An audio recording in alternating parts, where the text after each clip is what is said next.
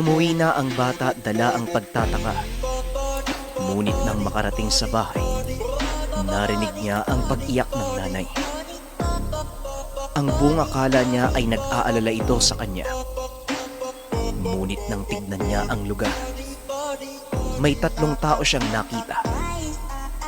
Nasa harapan ni Nanay Lilia. Nagmamakaawa ito sa kanila.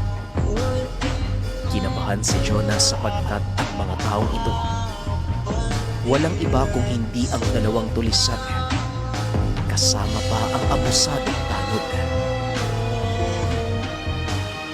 Kaunting tulong lang naman, Lilia. Bigyan mo na, para wala na tayong problema.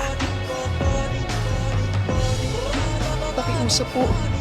Walang-wala po kami ng anak ko eh. Wala po kaming pera. May mga gamit naman po sa loob ng bahay. Yun na lang po yung kunin nyo. Sige, sige. Pasukin nyo yung bahay. Kunin nyo ang lahat ng kaya nyong madala. Nang mga sandaling yun, hindi alam ni Jonas ang gagawin. Yan ang hinahanap ko. Yung mga abusadong tao. Sige na, panatan natin.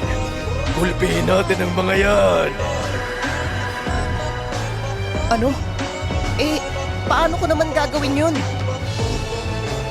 Isipin mong isa kang mandirigma. Ano mang naisip mong gawin, sasabayan ko.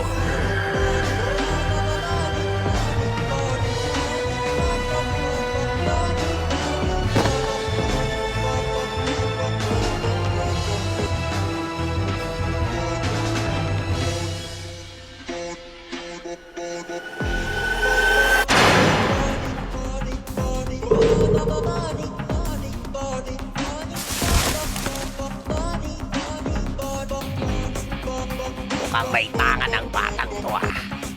Nararamdaman ko ang lakas niya. Ay, umatras ka muna dyan, Roberto. Yung kasama mo, palayuin mo ng kaunti. Aba, sinusubok yata ang kakayahan ko ah. Ayusin nyo nga yung buhay nyo. Ang lalaki ng katawan nyo. Umaasa kayo sa masamang gawain. Hindi porket malapit kayo sa otoridad, pwede nyo nang gawin yung gusto nyo. Nay, pumasok na po kayo sa bahay. Isarado nyo po yung pintuan. Hoy, putong lupa. Rumespeto ka sa nakakatanda ah. Sumunod ka na lang. Para sa proteksyon nyo ang gagawin namin. Kaya magbigay na kayo. Hoy din, matandang paos. Anong proteksyon? Sa inyo nga dapat kami mag-ingat eh. Yung nang aabuso ng mga tao. Anak, ano bang sinasabi mo dyan? Itigil mo na yan. Mamaya kung anong gawin sa'yo eh, tama na yan.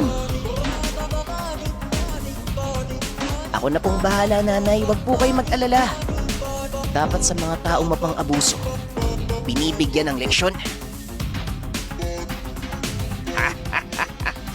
Tapang na bata. O sige, kutong lupa. Tignan natin.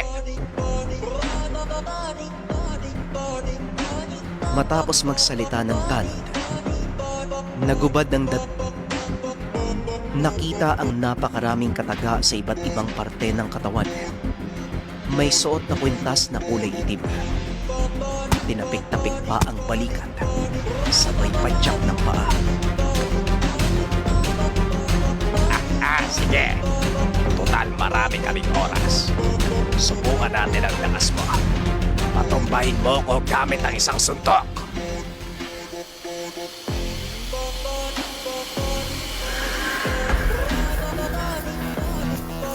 Kaibigan, sana bigyan mo ko ng lakas. Tulungan mo ko, kaibigan. Tulungan mo ko, kaibigan.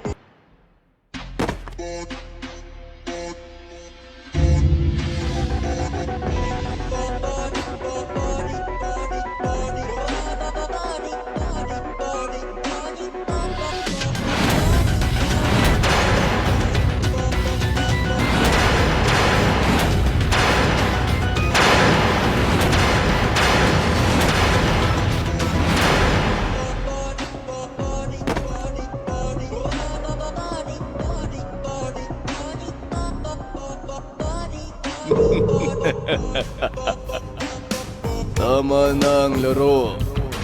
Seryosohin natin. Tumayo ka, bata.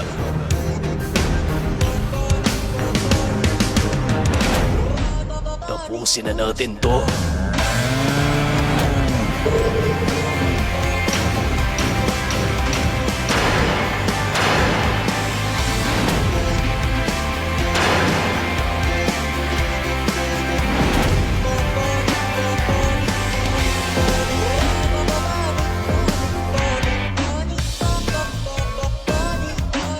Maawa ka.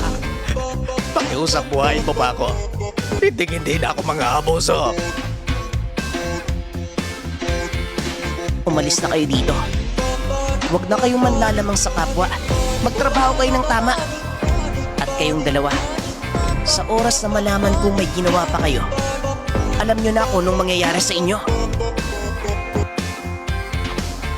Magmula ng araw na yon, natigil na ang pang-aabuso sa lugar. Nawala na yung tanod. Umalis na sa lugar. Ang taong dapat magbigay ng proteksyon sa baryo, ito pa ang naging dahilan kung bakit nasa peligro ang buhay ng taong bayan.